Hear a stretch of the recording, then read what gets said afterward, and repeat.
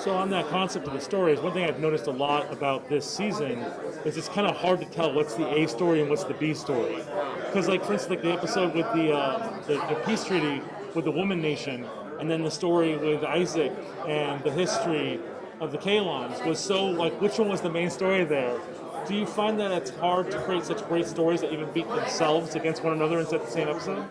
Well, I actually think that's a benefit of the longer runtimes, is that there would always have to be like a short strip. Like, I remember, like, I can't remember what episode it is, where Bortus trying to be what is he going to the high school and he has the Rorschach test? I could have seen 10 more scenes of that, but we just didn't have the time slot. So that's why I feel like the A and the B story can sort of be in not competition with each other, but Weren't there some great moments?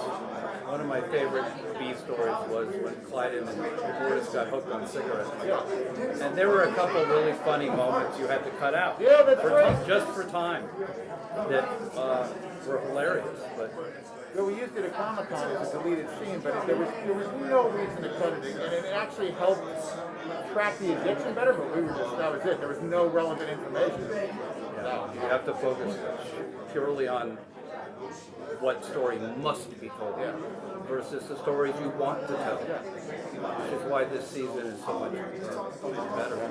For all of life. Mix it up. Oh. I'm a creature of habit. You are.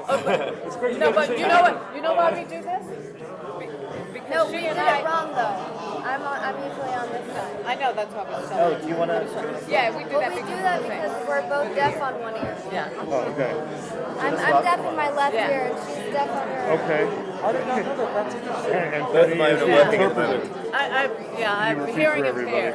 I read lips, so the mask thing is like has Interesting been fact, challenging actually. for me. You guys didn't know that. your guys' characters, just as a triplet, have been so extreme and so ranging. You basically have to play the gambit of just so many different variables, and you got a lot more screen time this season so far. How has this dynamic of hate and love affected, like, the ability to convey what you're trying to on the show? I enjoy being the actor. I think you guys can kind of see that as an audience, and that's why the writing and the whole storylines are so important, because I can be genuinely like hateful towards this character, and you can see that journey, and then you see a completely different journey, and it kind of like complements each other. And just even being on the ship, you learn so many different things. Like as Charly, I'm learning a lot of different. I'm learning a lot of different kind Sorry, I of. just have to get something from downstairs.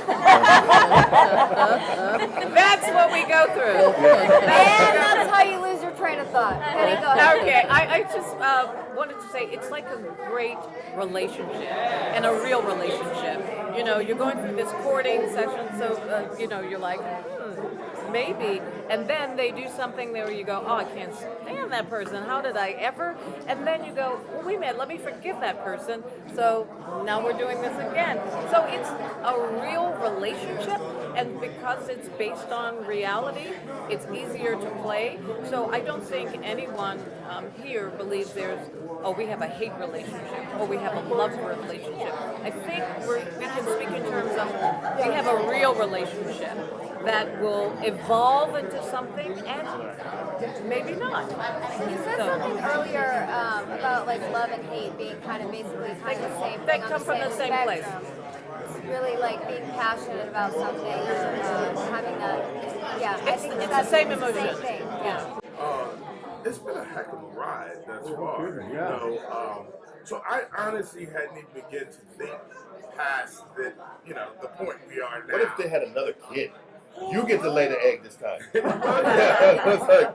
just wonder the what the possibilities are variables are going to be, in the ever challenging relationship that they have. I think we're trying to, at this point, just reconnect, to really bond. There's a level of, bonding and trust and There's a lot of healing that has to happen. Yeah, but I've had a shift in, my philosophy and approach to life, and both of them. I think, you played a huge part in that, even though you didn't sit me down and say, I saw it.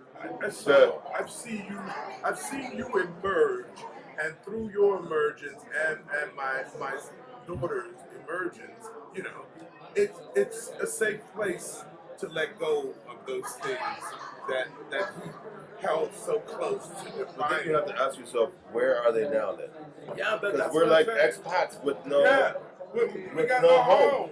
Right? So what does that mean? It's a Like, whole new world what does that for even us. and so macrocosmically we have no home. Yeah, And then microcosmically we're we gotta like we're what continuous. like we have to like how do we come back together? together. There's a lot of storytelling that's But rich and good in that. You said a lot, though, and I was applauding you, bro. Every time they cut to him, you know, when I was talking to Toba, every time they cut to him, it was so powerful. Brother.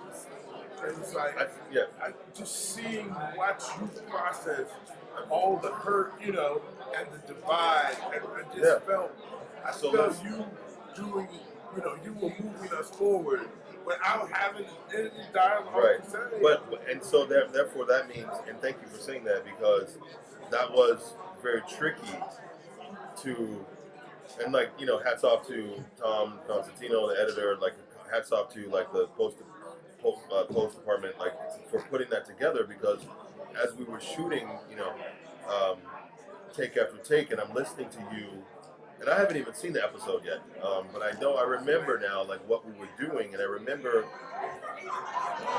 trying to, not necessarily trying to communicate that, but like I didn't know if the camera was on me or not, but I was listening. You specifically talking about that. It's like, they were like, no, what is that? We got you. Yeah. You go ahead and do Yeah. what you're doing. I mean, and that's relatable because I feel like, you know, I'm married and I have children, and you know, partnership is riddled with conflict and strife.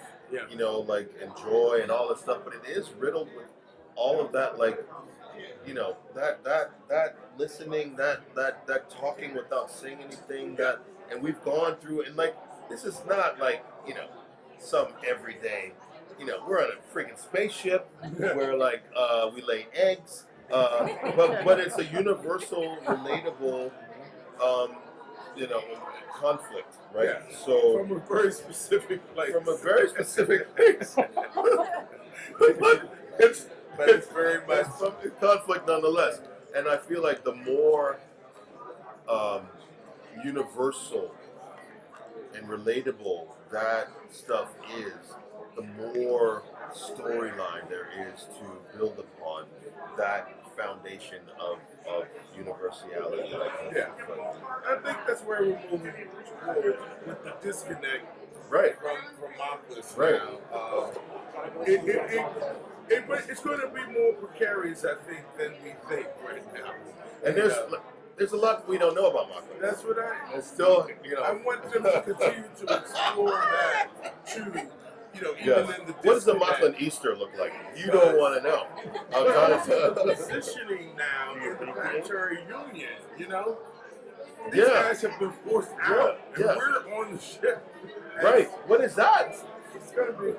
Yeah. Like, talk about, like, you know, I always go back to, like, thinking about, like, I don't know how much time we have, so I'm not going to go too deep in this, but, like, the notion of, like, Othello, right? Othello, the Shakespearean, you know, character, working for Venice, which is a city-state that is fighting against the Turks, the Ottomans. So, and Othello, fictitious character, could be, for all intents and purposes,